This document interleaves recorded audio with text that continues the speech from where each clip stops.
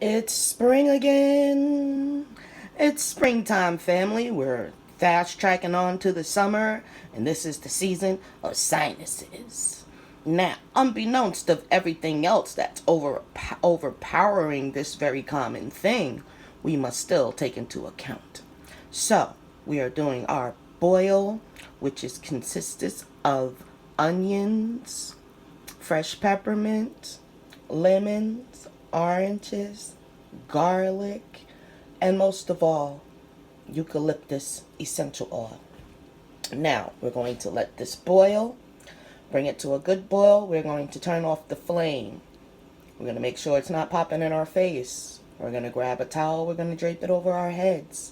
You're going to stand over and inhale the steam. Do this for a good 3 to 5 minutes. Then you can put this off to the side and later on reboil it again and use it for the rest of the day. You can step on this about 3 times. If you want to add more ingredients in, you can to keep it going. But I suggest this for your sinus season. Again, peace from Shea Butter Me and Sir Kat's Coven. Stay well, stay healthy. Uncle Jossinet.